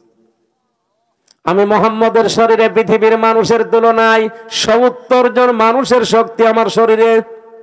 এত শক্তি আল্লাহ আমার এই শরীরে দেওয়ার পরে তোমার হাত রাখলে যদি আমি হাত সরাতে বাধ্য করতে পারি, যে আমার আর সহ্য হয় না, উহুদ পাহাড় মনে হচ্ছে। আমার গুনাহগার উম্মত যারা দুর্বল, এদের কি আচরণ করবা? যত কষ্ট আছে দুনিয়াতে মরণের, সব আমার বুকের ওপরে আজকে দাও। আমার এতিম উম্মত যারা আমার পরে দুনিয়ায় থাকবে, এদের মরণে এত কষ্ট দিও না। হযরতে আজরাইল ওই দিন একটা গ্যারান্টি দিয়েছিলেন, নবী আপনি চিন্তা করবেন না, আপনার উম্মত যদি পৃথিবীতে কোরআনে কারীমের সূরা বাকারার 255 নাম্বার আয়াত, যেটা আয়াতুল কুরসি, এখানে 10টা ক্ষমতার কথা আছে আল্লাহর। আমি এমনিতে সূরা মুলুক পড়ি নাই। মুলুক মানে ক্ষমতা, মুলুক মানে রাজত্ব। এখানে 10টা বিষয় আছে। এই 10টা বিষয় যদি কোনো মানুষ নিজে পড়তে পারে ফরজ নামাজের পর, আর এই 10টা বিষয় যদি তার প্র্যাকটিক্যাল লাইফে আমল থাকে, এর উপরে যদি জীবন চালাতে পারে, আমি ফেরেশতা গ্যারান্টি দিলাম, মায়ের স্তনে মুখ লাগিয়ে মানুষ যেভাবে ঘুমিয়ে যায়, ঠিক ওইভাবেই সে ঘুমিয়ে যাবে। এরকম মরণ আমাদের দরকার নেই, বলেন? আয়াতুল কুরসিটার আমল চালাবেন, আর আপনি দেখবেন এর ভেতরে কি আছে। আমার যদি আয়াতুল কুরসির আলোচনা আজকে থাকতো, এই 10টা বিষয়ের ক্ষমতার বিস্তারিত বর্ণনা বলতাম। শুধু হাদিসটা বললাম, ফরজ নামাজের পরে সালাম ফিরিয়েই পড়বেন, আস্তাগফিরুল্লাহ, আস্তাগফিরুল্লাহ, আস্তাগফিরুল্লাহ 3 বার, আল্লাহু আকবার 3 বার, আল্লাহুম্মা আনতাস সালাম ওয়া মিনকাস সালাম, এটা একবার। আর আয়াতুল কুরসি কিছু না পড়লেও এগুলো মাস্ট বি পড়বেনই। আর আস্তে আস্তে যদি এগুলো বুঝতে পারেন যে কি বলছেন, জীবনে যত বেশি সেট করতে পারবেন আপনার চলার প্র্যাকটিক্যাল লাইফে, জীবন চলার পথে, আপনি দেখবেন আপনার জীবন পরিচ্ছন্ন হতে আছে। ওই যে ফামাংসু হুসিহানিন নার ওয়া উদখিলাল জান্নাতা ফাকাদ ফাজ, আপনাকে সফল আল্লাহ করে দেবে। আস্তে আস্তে জাহান্নামের কাজ আপনি ছেড়ে দেবেন, জান্নাতের কাজের দিকে আপনাকে ঠেলে ঠেলে আল্লাহ দিয়ে দেবে। আমরা এরকম একটা সুখের মরণ চাই। এরপরের শব্দ ছিল আল হায়াতা, আল্লাহ হায়াত বানিয়েছেন। হায়াত কয় প্রকার? কোরআন শরীফ পড়ে আমি হায়াত পেয়েছি 5 প্রকার। প্রথম হায়াতে আমরা যেটা ছিলাম তার নাম আরওয়া, রুহের জগৎ, যেটা নবীর পৃষ্ঠদেশ থেকে আমাদের সবাইকে আল্লাহ একদিনে বের করেছেন। এজন্য পৃথিবীর প্রতিটি মানুষের হায়াত সমান। এখানে এই তথ্য জানেন না অনেকে। দুনিয়ায় যত মানুষের আগে এসেছে, যত মানুষ এখন আছে, কিয়ামত পর্যন্ত যারা আসবে, সবার হায়াত সমান। এদিকে তাকান, সবার হায়াত সমান। আমি আপনাকে একেবারে শেষ পর্যন্ত মিলিয়ে দেব। আদম আলাইহিস সালামের পর থেকে দুনিয়ায় যারা এসেছে, তারা 1000 বছর, 950 বছর এরকম হায়াত পেত। তারা ওই সময় থেকে চলে গেছে। এরপরে যারা আস্তে আস্তে সিরিয়ালে আসছে, 150 বছর, 200 বছর, 50, 60 বছর পরে পরে চলে যায়, নতুন মানুষ আসে। এই যারা চলে গেল, ওরা কোথায় যাচ্ছে?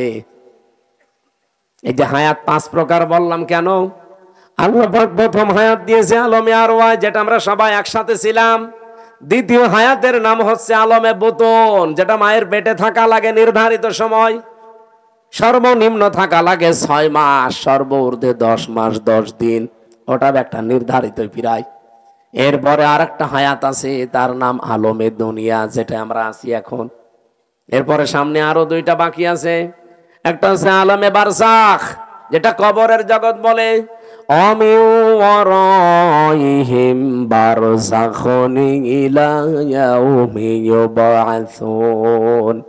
তোমাদের এরপরে একটা পর্দার আড়ালের জগৎ আসতেছে, তার নাম বারজাখ, কবর। এরপরে তোমাদের ওঠা লাগবে আলমে আখেরাত, আখেরাতের জগতে। কয়টা পেলাম জগৎ? বলেন বলেন। একটা অলরেডি পার হয়ে গেছে নাকি? 2টা পার হয়ে গেছে। একটা আলমে আরোয়া, আর একটা আলমে বুতুন, মায়ের পেট। সামনে আর 2টা বাকি আছে, মাঝখানেরটায় আছি। আরে আগে 2টা গেলে পরে 2টা থাকলে মাঝখানেরটায় থাকা যায় না। এবার একেবারে কিয়ামতের আগের 5 দিন আগে যে লোকটা আসবে দুনিয়ায়, সেও তো মারা যাবে। কথা বলে না কেন? আদম নবীর পরে যে লোকটা দুনিয়ায় এসেছিল, সে 900 বছর মনে করেন ছিল। এই 900 বছর পরেই তো এখন তার আলমে বারজাখ শুরু হয়ে গেছে, কবরের জগৎ। আর কিয়ামতের 5 দিন আগে যে লোকটা আসবে, সেও তো কবরে 5 দিন থাকবে। এই যে আমি হায়াত সমান বললাম প্রত্যেকের, কেন বলেছি জানেন? আমরা তো সব একদিনই আদমের পিঠ থেকে বের হয়েছিলাম, কিন্তু আগে পরে আসার কারণে প্রত্যেকের কবরের জগৎ কিন্তু একই। হয়তো তারা আগে পাল্টিয়েছে, আমরা পরে আসতেছি। আমরা চলে যাওয়ার পরে যারা আসবে, ওরা তো এখন ওই রকম কবরের জগতে আছে। বারজাখুন মানে কি? এই পর্দার আড়াল। এই যে পর্দা দেওয়া আছে, এর পেছনে যারা আছে, ওরা সিরিয়াল করে আসবে, আমরা ওখানে চলে যাব। তাহলে পৃথিবীতে যত মানুষ এসেছে আসবে, এখন আছে, সবার হায়াত কিন্তু সমান। হয়তো দুনিয়ার হায়াত একটু কম বেশি হয়, তাও 5 বছর, কেউ 10 বছর, কেউ 50-100 বছর। কিন্তু আলমে আখেরাতের যে জগৎ, বারজাখের জগৎ, আলমে যেটা ওই যে কি আরওয়ার জগৎ, রুহের জগৎ, এগুলো সবার জন্য সমান। এই 5টা হায়াত আল্লাহ আমাদেরকে দিয়ে বলেন, কেন দিলাম? এই মাঝখানের হায়াতটা জানো, দুনিয়ার জগৎ যেটা, লিয়াবলুয়াকুম আইয়ুকুম আহসানু আমালা। আমি আল্লাহ দেখতে চাই তোমাদের ভেতরে এই ছোট্ট হায়াতে সবচাইতে ভালো কাজ কে করে আসতে পারো। আল্লাহ কি কাজ দেখতে চেয়েছেন? আল্লাহ আকসারু আমালা দেয়নি যে বেশি কাজ, না, আল্লাহ ভালো কাজ চাই। বিশ্বের অন্যান্য দেশে ঘুরলাম, তারা যতটুকু কাজ করে কাজটা ভালো করে, এজন্য টেকসই হয়। আমাদের দেশে কাজ বেশি হয়, কাজটা ভালো হয় না, এজন্য টেকসই হয় না। বঙ্গবন্ধু টানেলে এখনই পানি আরম্ভ হয়েছে। পরশু দিনও আমি আসলাম, চট্টগ্রামের বঙ্গবন্ধু টানেলের নিচ দিয়ে এখন পানি উঠতেছে বাম পাশ দিয়ে। 100 বছরের টার্গেট নিয়ে বানানো। এই যে পাবনা আর রূপপুরের এই যে কি ব্রিজ যেন, এটা কত বছর চলছে বলেন? ওর নিজের মেয়াদ শেষ হয়ে গেছে, তারপরও যা সেইটাই আছে। আপনার তো কাজ আল্লাহ বেশি চাই না, দুনিয়ায় কাজ চাই, ভালো কাজ। কি চাই? আল্লাহ জানে আকসার আমালা দেয়নি যে বেশি বেশি কাজ করো না, কাজ আপনি অল্প করেন, কিন্তু কাজটা যেন, আরো জোরে বলুন, আহসান আমালার ব্যাখ্যায় আমি আর একটা জিনিস পেয়েছি।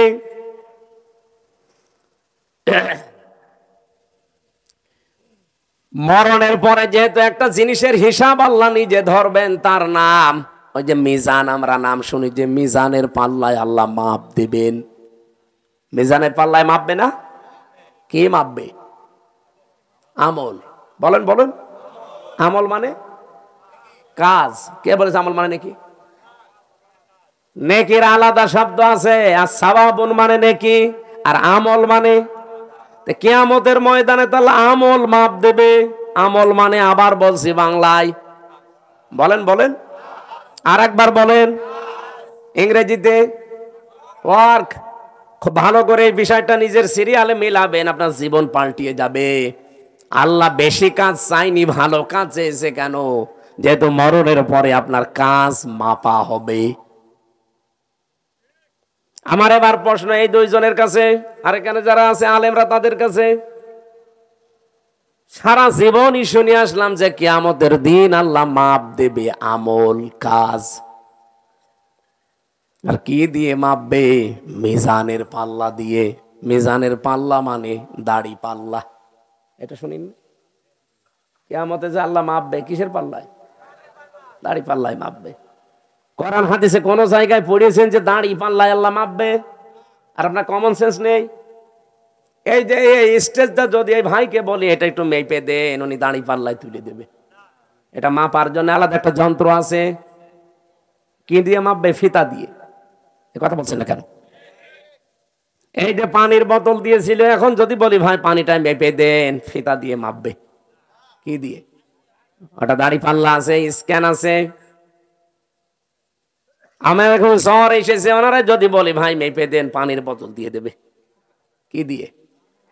প্রত্যেকটা জিনিস দুনিয়াতে পরিমাপ করার যন্ত্র আছে। প্রতিটি জিনিস মাপ দেওয়ার আলাদা আলাদা যন্ত্র পাবেন, আর আলাদা আলাদা তাদের নামও আছে। এ পর্যন্ত বোঝেন কিনা? কিয়ামতের দিন যেহেতু আল্লাহ আমল মাপবে আমরা সবাই জানি, আর আমল মাপে দাড়ি পাল্লা দিয়ে যে 5 কেজি কাজ, কাজ কোনোদিন 5 কেজি হয়? তাহলে কি মাপবে? যেহেতু আমল আল্লাহ মাপ দেবে, এটা দাড়ি পাল্লা দিয়ে কেউ আমল মাপে না, কোনো পাগলেও মাপে না। আমল বা কাজ, ওয়ার্ক, এটা মাপতে হয়, পরিমাপ করার আলাদা যন্ত্র আছে, তার নাম গুরুত্ব। কাজ মাপতে হয় গুরুত্বের ভিত্তিতে। আপনি কি নতুন শুনছেন? জীবনে কোনোদিন তাফসীর পড়েননি নাকি এইভাবে পড়েননি? কিয়ামতের দিন আল্লাহ মাপ দেবে, আমরা সারা জীবন শুনে আসছি আমল। আর মাপ দেবে কিসে? মিজানের পাল্লায়। মিজান মানে যত তাফসীর আছে, যত অভিধান আছে আরবি পৃথিবীতে যত আছে নিয়ে আসেন। কোন জায়গায় মিজান মানে দাড়ি পাল্লা লেখা আছে? আছে। মিজান মানে মানদণ্ড, মিজান মানে ন্যায় বিচারের প্রতীক। এই জন্য হাইকোর্টে দেখেন সরকার একটা দাড়ি পাল্লা টাঙিয়ে রেখেছে, দেখেননি? হাইকোর্টে গিয়েছেন কোনোদিন? দাড়ি পাল্লা টাঙানো আছে। দাড়ি পাল্লা মানে কি? জামাত ইসলামের দাড়ি পাল্লা না। সরকার দেশের মানুষকে বোঝাতে চায় যে বাংলাদেশের কোন জায়গায় যদি ন্যায় বিচার না পাও, এই হাইকোর্টে আসলে ন্যায় বিচার পাবে। এই দেখো তার প্রতীক, দাড়ি পাল্লা দিয়ে দুই দিকে পাল্লা, একটাকে একদিকে ঝোলা আছে, সমান্তরাল করা, একেবারে সমান সমান। এখানে এসে ন্যায় বিচার পাবা, এটা ন্যায় বিচারের প্রতীক। কোরআনে কারিমে আল্লাহ এরকম একটা আয়াত দিয়েছেন, সূরা হাদীদের 25 নম্বর আয়াত। লাকাদ আরসালনা রুসুলানা বিল বাজ্জিনাত ওয়া আনসালনা মাআহুমুল কিতাবা ওয়াল মিজান লিয়াকুমান নাসু বিল কিসতি। এখানে 3টা বিষয় আছে। অবশ্যই আমি দুনিয়াতে রাসূল পাঠিয়েছি, 1 নম্বরে। 2 নম্বরে তাদের সাথে মিজান দিয়েছি। মিজান মানে মানদণ্ড, ন্যায় বিচার করার জন্য মানুষের ভেতরে মানদণ্ড কি হবে সেটা আমি দিয়েছি, তার নাম কি? তাহলে এখানে মিজান মানে মানদণ্ড, ন্যায় বিচারের একটা পথিকের নাম মিজান।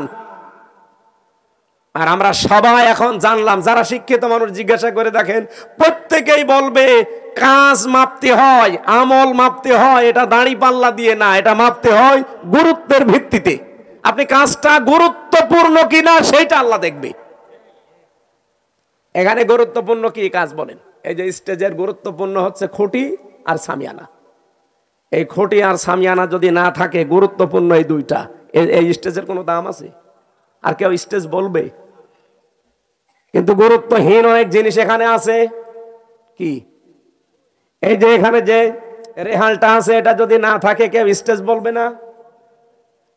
এই যে মাইকটা আছে, এই টেবিলটা আছে, এখানে যে সামিয়ানা দিয়ে রেখেছেন সুন্দর করে, যে লাল কার্পেট, এগুলো যদি না থাকে, ফুল দিয়েছেন, লাইট দিয়েছেন, বলেন তো এগুলো গুরুত্বপূর্ণ না গুরুত্বহীন? এত সহজ করে বাংলা ভাষায় বোঝানোর পরেও যদি না বুঝে, আমার মনে হয় আপনাদের কোরআন শরীফ, বুখারী শরীফ দিয়ে আর হবে না, এখন বাকারি শরীফ লাগবে। কিভাবে বলবো বলেন তো? সারা জীবন কি শুনে আসলো যে কিয়ামতের দিন মিজানের পাল্লায় আমল মাপবে। আমল মানে কাজ। এই কেজি, এইদিকে 5 কেজি গোনা তুলে দেবে, এইদিকে 6 কেজি নেকি তুলে দেবে, একদিকে ভার হয়ে যাবে, জান্নাতে চলে যাবে। আরে ভাই, আমল কাজ মাপে মানুষ দাড়ি পাল্লা দিয়ে? কোন পাগলে বিশ্বাস করবে? কাজ মাপতে হলে গুরুত্বের ভিত্তিতে মাপা লাগে। আমি এই ভাইকে বললাম, ভাই কুষ্টিয়ায় যান, এই কাজটা করে আসেন। বিকালে বেলা দেখে উনি কাজে না যেয়ে ওই নাটোরের মোড়ে মার্বেল খেলছে। আমার কথার গুরুত্ব দিয়েছে, কাজের গুরুত্ব দিয়েছে। আল্লাহ পৃথিবীতে গুরুত্বপূর্ণ কাজ দিয়েছেন আমাদের জীবনে 500টা। কয়টা? এই কোরআনে আছে 6666টা আয়াতের 500 আয়াত শরীয়তের বিধান গুরুত্বপূর্ণ, যেটাই খুঁটি আর সামিয়ানার মতো। এটা না থাকলে যতই আনুষঙ্গিক কাজ করেন একটা কাজের মূল্য থাকবে না, কারণ খুঁটি নেই, সামিয়ানা নেই, জীবনে এখানে কেউ আসবেও না স্টেজ বলি।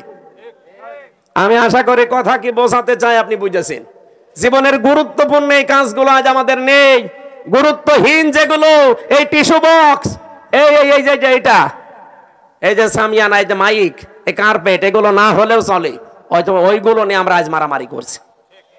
বলেন ওইগুলো নিয়ে আজ বাংলাদেশে মারামারি, শুধু দল বেদলে বিভক্ত। অথচ এই 500 আয়াত নিয়ে কোনো জায়গায় মারামারি হয় না। এই 500র ভেতরে একটা আইন হচ্ছে আল আকিমুদ্দিন ওয়ালা তাতাফাররাকু ফি। এই জমিনে আল্লাহর দ্বীন কায়েম করা লাগবে, এখানে কোনো ফতোয়াবাজি চলবে না। এই জায়গায় কোনো ফতোয়া নেই, যত ফতোয়া সব মাথায় টুপি কয়কলি দিয়েছেন এটা নিয়ে। আরে রাজশাহী, চাঁপাইনবাবগঞ্জ, নওগাঁ, নাটোর, এগুলোতে আরো বেশি। আমিন জোরে বলবেন, আসতে বলবে, এই নিয়ে মারামারি করে। গুরুত্বপূর্ণ কাজগুলো আগে করেন, কারণ কিয়ামতে আল্লাহ এইটাই মাপবে। মানুষের কাজ মাপতে হয়, আমল মাপতে হয় গুরুত্ব কি, গুরুত্বর সাথে। গুরুত্বহীন না গুরুত্বপূর্ণ, এইটা আল্লাহ দেখবে। আল্লাহ আমাদেরকে যেহেতু গুরুত্বপূর্ণ কাজ করার জন্য 4টা বিষয় আমি এখানে পেয়েছি। কোন কাজ আপনি আমি ভালো মনে করলে হবে না, এটার জন্য শর্ত 4টা। কাজটা ভালো কিনা শর্ত কয়টা? 1 নম্বরে কাজের জন্য জ্ঞান থাকা লাগবে, যেটা আমরা আরবিতে এলেম বলি। যে কোনো কাজ হাতে নেওয়ার আগে দেখতে হবে ওই বিষয়ে লোকটা জ্ঞানী কিনা। বাংলাদেশে এমন এমন মন্ত্রী ছিল, সারা জীবন পড়েছে আইন নিয়ে, আর তারে দিয়েছে খাদ্য মন্ত্রী, ওই যে টাকটা, গম চুরি করিস। আরে ভাই, যে বিষয়ে পড়েছে আপনি তারে সেই বিষয় দেন। ও পড়লো সারা জীবন আইন নিয়ে, ওরে আপনি খাদ্য দিয়ে রেখেছেন, ও খাদ্যের কি বুঝবে? আমার কথা কি রাগ হচ্ছে? 2 নম্বরে নিয়ত থাকা লাগবে। এটা দুনিয়ার লোক দেখানোর জন্য আপনার হলে হবে না, এটা হওয়া লাগবে কার জন্যে? এই জন্য যারা কালেমা পড়েন লা ইলাহা ইল্লাল্লাহ, তাদেরকে আল্লাহ শিখিয়েছেন, তুই বল কুল ইন্না সলাতি ওয়া নুসুকি ওয়া মাহইয়ায়া ওয়া মামাতি লিল্লাহি রাব্বিল আলামিন। সূরা আনআম 8 নম্বর পারা 9 নম্বর পৃষ্ঠা 9 নম্বর লাইনের 163 নম্বর আয়াতে আছে তাফসিরে ফি জিলালিল কোরআন। আল্লাহ বলেন, নবী আপনি বলেন, আমার নামাজ, আমার কোরবানি, আমার বেঁচে থাকা, আমার মরে যাওয়া দুনিয়ার কারো জন্য না, সব আমি আল্লাহর জন্য করি। নিয়তটা পাকাপাকি করা লাগবে, লোক দেখানোর জন্য করলে হবে না ভালো কাজ। 3 নম্বরে ধৈর্য লাগবে। কি লাগবে? আর এখন মুসলমানদের সবচাইতে বড় সম্পদ এখন পৃথিবীতে এইটা, ধৈর্য ধারণ করা লাগবে। বাংলাদেশে অনেক ষড়যন্ত্র চলছে বিভিন্ন কায়দায়, ধৈর্য ছাড়া এখন আর উপায় নেই। আমি ষড়যন্ত্রের নামগুলো বলতে পারলাম না। 4 নম্বরে ইখলাস লাগবে। কি লাগবে? যতগুলো তথ্য এখানে আমি লিখেছি, এটা যদি একটা একটা করে সিরিয়াল করে বলতে যায়, এখন তো 11:30, এত রাত পর্যন্ত কথা বলাও ঠিক না। আর কিছুক্ষণ পরে তাহাজ্জুদের নামাজ, ফজরের নামাজ। জেলে বসে যে কিছু নোট করেছিলাম, বাইরে এসে করেছি, সেগুলো দিয়ে মেয়েদের এই যে সাংসারিক জীবনে অশান্তি কেন, দাম্পত্য জীবনের কলহ এবং তার সমাধান কি করে করা লাগে আমি লিখেছিলাম। ওইটা কোথায় পাওয়া যায় জানি না, ওই গাড়িতে আছে মাদ্রাসায়। আপনারা যাওয়ার সময় মেয়ের জন্য, বর জন্য নিয়ে পড়াবেন। পোড়াটা 120 পৃষ্ঠা লিখেছি। আমার মনে হয় পোড়াটা যদি মেয়ে, বউ, শাশুড়ি এগুলো পড়ে, পরিবারের শান্তি আসবে।